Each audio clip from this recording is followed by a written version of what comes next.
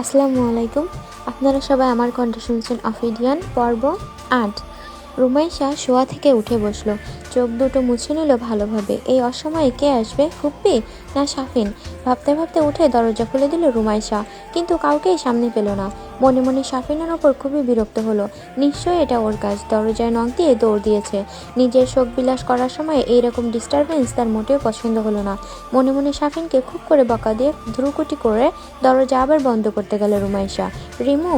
হঠাৎ কারো গম্ভীর শান্ত কণ্ঠে নিজের নাম শুনে চমকে লাফিয়ে উঠল রুমাইশা। মুখ থেকে অস্ফুট শব্দে বেরিয়ে আসলো ওর, সাফওয়ান ভাইয়া? ভাইয়া এইখানে এত রাতে? বুকের ভিতরে হাতুড়ি পেটা শুরু হলো রুমাইশার। ভয়ে কুঁকড়ে গেল ও। দরজার পাশের আবছা অন্ধকার জায়গাটাতে ছাই রঙা আন্ডার শার্ট আর কালোর উপরে ছাই রঙা স্ট্রাইপ দেওয়া ট্রাউজার পরে, মুখে মাস্ক আর চোখে ডার্ক গগলস পরে দাঁড়িয়ে আছে সাফওয়ান, দুই হাত ট্রাউজারের পকেটে রাখা। রুমাইশা বাইরে বের হলো না। ঈষৎ ফাঁকা রাখা দরজার পাশেই রইল। তারপর ভীত স্বতন্ত্রস্ত কণ্ঠে বলল, জি জি ভাইয়া, কিছু বলবেন? রুমাইশার কণ্ঠ শুনে দরজার দিকে কিছুটা এগিয়ে এলো সাফওয়ান। তারপর ধীরে ধীরে কণ্ঠে বলল, আমি জানি না ঠিক কোথায় কি প্রবলেম হয়েছে আর সেটা কতটা গুরুতর, তবে এইভাবে মন খারাপ করে থাকলে কোনো কিছুরই সমাধান হবে না। মন খারাপের কারণ আমাকে বলতে হবে। যদি এখন বলতে না পারিস কাল বলবি। যদি মুখে বলতে না পারিস তাহলে শাফিনের থেকে আমার ফোন নাম্বার নিয়ে টেক্সট করবি। যেভাবেই হোক, I wanna know about your pain, আর সেটা কালকের মধ্যেই। কোনো অজুহাত চাই না। Now you can sleep. বলে যেভাবে এসেছিল সেভাবেই চলে গেল সাফওয়ান। ভাই ওর মন খারাপের কথা কিভাবে জানলো? ভাইয়া ওর মন খারাপের কারণ জানতে এত রাতে এখানে এসেছে? কে জানিয়েছে ভাইয়াকে? শাফিন।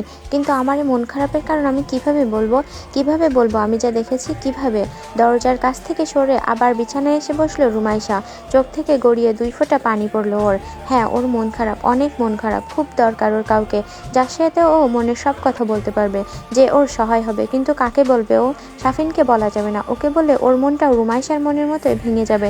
রুনিয়া ফুপ্পি, কিন্তু যারা চায় না রুমাইশা কখনোই সাফওয়ানের ব্যাপারে জানুক, তাদেরকে কথা কিভাবে বলবে ও? অসহায় হয়ে চোখ দুটো বন্ধ করে দীর্ঘশ্বাস ছাড়ল রুমাইশা। কাক ডাকা ভরে প্রকৃতি হালকা ঝাপসা কুয়াশাতে আচ্ছন্ন। ঘাসের ওপরে মুক্তোর দানার মতো শিশির দানা পড়ে আছে। পাখির কিচিমিচির ধ্বনিতে সদ্য ঘুম ভাঙা রুমাইশা বিছানায় শুয়ে আর মোড়া ভাঙছে। যত রাত্রেই ঘুমাক না কেন, রোজ এমন সময়ে ঘুম ভাঙে ওর।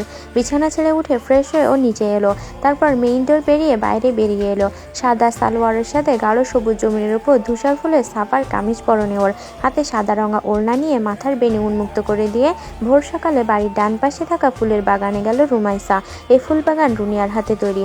অনেক আগে যখন এ বাড়িতে আসতো তখন রুমাইশা, সাফওয়ান আর রাফসান মিলে এখানে হুটোপুটি করতো বেশিরভাগ সময়। অনেকগুলো গাছ রুমাইশার নিজের হাতে করেও লাগিয়েছে। সেগুলো হয়তো এখন আর নেই, তবে সেসব স্মৃতিগুলো এখনও তরতাজা। পায়ের জুতা খুলে খালি পায়ে বাগানের ভেতর দিয়ে হেঁটে চলল রুমাইশা। নরম মাটির ওপরের প্রতিটা নির্মল ঘাসকে নিজের ছোট ছোট চরণযুগল দ্বারা অনুভব করে চলল ও। বিরাট এরিয়া জুড়ে ফুলের বাগান, অনেক অনেক রকমের ফুল, তবে গোলাপি বেশি। বাগানের ভেতর হাজার ফুলের মাঝখানে সাদা রঙা ওড়নার বদৌলতে শুভ্রতার প্রতীকের মতো জলজল করছে রুমাইশা। আলতো করে ছুঁয়ে দিচ্ছে। ফুলগুলোও যেন ওর স্পর্শ পেয়ে নিজেদেরকে আরও বেশি মেলে ধরছে। সমস্ত বাগান ঘুরে ঘুরে সবগুলো ফুলকে একটু একটু করে ছুঁয়ে দিয়ে ঘরে ফিরল রুমাইশা। নিজের কামরায় ফিরেই ওর মনে পড়লো সাফওয়ান বলেছিল ওর সমস্যার কথা সাফওয়ানকে বলতে। কিন্তু কি বলবে ও? বিছানায় বসে ভাবতে থাকে কি বলা যায়। কি বললে ভাইয়া সন্দেহ করবে না যে ও সব জেনে গেছে? ওপরের দাঁত দিয়ে নিজের ঠোঁটটা কামড়াতে কামড়াতে ভাবতে থাকলো রুমাইশা। কিছুক্ষণ ভাবার পরেই ঠোঁটের কোণে হাসি ফুটে উঠল ওর। ঘটনাটা ধামাচাপা দেওয়ার জন্য মন খারাপের একটা সুন্দর অজুহাত পেয়ে গেছে ও। যদিও মিথ্যা বলতে হবে বলে একটু কষ্ট হচ্ছে, কিন্তু এখন আর কিছুই করার নেই। নিজের ফোনটা হাতে নিয়ে দুলতে দুলতে শাফিনের কামরার সামনে গিয়ে পৌঁছালো ও। দরজার উপর বার দুয়েক নক করতে দরজা খুললে শাফিন। দরজার সামনে রুমাইশাকে মিষ্টি এসে দাঁড়িয়ে থাকতে দেখে শাফিন বলল, কি ব্যাপার, এত খুশি কেন? কি হয়েছে নাকি? ভিতরে এসে বসো আপু। রুমাইশা ভিতরে গিয়ে শাফিনের পড়ার টেবিলের চেয়ারটা টেনে বসে পড়লো। কিছু বলবে আপু? শাফিন বিছানায় বসতে বসতে জিজ্ঞাসা করলো। রুমাইশা লজ্জায় লাল নীল হতে লাগলো।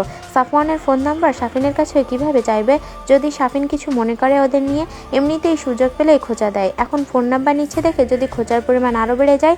শাফিন যদি ফুপ্পিকে বলে দেয় যে আমি সাফওয়ান ভাইয়ের ফোন নাম্বার নিয়েছি, তখন আমি যদি শাফিনকে বলি যে সাফওয়ানের ফোন নাম্বার নিচ্ছি, এটা যেন ফুপ্পি না জানে, তখন তো শাফিন আরও বেশি সন্দেহ করবে। কি করব? এইসব বিভিন্ন চিন্তা রুমাইশার মাথায় ঘুরতে লাগলো। ভাবতে ভাবতে মাথা ক্রমশ নিচের দিকে চলে যেতে লাগলো ওর। রুমাইশাকে এইভাবে চুপচাপ লাল হয়ে যেতে দেখে শাফিন বলে উঠল, আপু চুপ করে আছো যে? কি বলতে চাও বলো দেখি। সাফিন মনে মনে ভাবলো নিশ্চয় ভাইয়ার সাথে কিছু হয়েছে, মেবি ভাইয়া কিছু বলেছে ওকে মন খারাপের বিষয় নিয়ে। আপুকে তো একটু খুশি খুশিও লাগছে, কিন্তু তার সাথে আমার কি সম্পর্ক সেটাই তো বুঝতে পারছি না।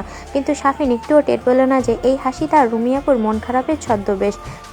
নিশ্চয়ই কিছু হয়েছে আমার ভাইকে নিয়ে নাকি। থুতনিতে হাত রেখে এক ভুরু উঁচু করে চোখ ছোট ছোট করে ভাব নিয়ে বলল সাফিন।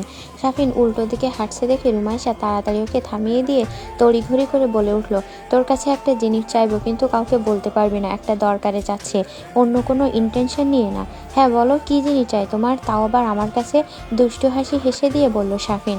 রুমাইশা সিরিয়াস মুখ করে বলল, চাইবো তার আগে তোর এই খচ্চর মার্কা ফেস চেঞ্জ কর, স্বাভাবিক হ। সাফিনের মুখের চারপাশ আঙুল দিয়ে ইশারা করে দেখালো রুমাইশা। সাফিনের হাসি মুখ সাথে সাথে বন্ধ হয়ে গেল, মুখখানা কালো করে ও বলল, তুমি আমাকে খচ্চরের সাথে তুলনা করলে আপু? তুই খচ্চর কি খচ্চর না সেই ডিবেট পরে করা যাবে, তার আগে আমি যা চাইছি তাই দে। হ্যাঁ বলো, কি চাই তোমার? প্যাঁচার মতো মুখ করে বলল সাফিন। চাইবো তার আগে প্রমিস কর যে তুই এই বিষয় নিয়ে কোনো রিয়াক্ট করবি না, প্লাস কারোর বলবিও না, প্লাস এই বিষয় নিয়ে হাসি তামাশাও করবি না, প্লাস পরবর্তীতে এই বিষয় নিয়ে আমারে খোঁচাবিও না। ডান হাতটা সাফিনের দিকে বাড়িয়ে দিয়ে বলল রুমাইশা। সাফিন চোখ ছোট ছোট করে সন্দেহের দৃষ্টিতে তাকালো রুমাইশার দিকে, তারপর রুমাইশার হাতের উপর ডান হাত রেখে বলল, ঠিক আছে প্রমিস করলাম, এখন বলো কি চাও। সাফওয়ান ভাইয়ের ফোন নাম্বার। সাফিন চোখ বড় বড় করে রুমাইশার দিকে তাকালো, তারপর এক্সাইটমেন্টে দুইটা ভুরু উঁচু করে দুষ্টু হাসি দিয়ে মুখ গোল করে চিল্লাতে যাবে, তখনই রুমাইশা তাড়াতাড়ি তার দুই হাতে তালু উঁচু করে মুখের সামনে রেখে ওকে থামিয়ে দিয়ে বলল, প্রমিস করেছিস তুই কোনো রিয়াক্ট করবি না, এখন সাফওয়ান ভাইয়ের ফোন নাম্বার দে। সাফিন অতি কষ্টে নিজের উত্তেজনা দাঁত দিয়ে নয়েজের ভিতরেই চেপে রেখে নিজের ফোনটা বের করলো, কিন্তু চোখ মুখ করে ব্যাপারটা একটুখানি সেলিব্রেট করার জন্য যুদ্ধ করছে যেন। ফোন থেকে সাফওয়ানের ফোন নাম্বারটা কপি করে রুমাইশাকে দিয়ে বলল, হোয়াটসঅ্যাপে দিয়েছি দেখো। আচ্ছা বলে ফোন নাম্বার নিয়ে রুমাইশা রুম থেকে বেরিয়ে গেল। যাওয়ার আগে সাফিনকে আর একবার চোখ দিয়ে শাসিয়ে গেল যেন এই বিষয়ে কাউকেও কিছু না বলে। রুমাইশা চলে যেতেই সাফিন লাফ দিয়ে বিছানা থেকে নিচে নেমে দাঁড়িয়ে খানিকটা নাচানাচি করলো। ও ভেবে নিল নিশ্চয়ই সাফওয়ান আর রুমাইশার ভিতরে কিছু চলছে। এদিকে নিজের ঘরে ফিরে এসে সাফওয়ানের উদ্দেশ্যে মেসেজ লিখতে বসলো রুমাইশা।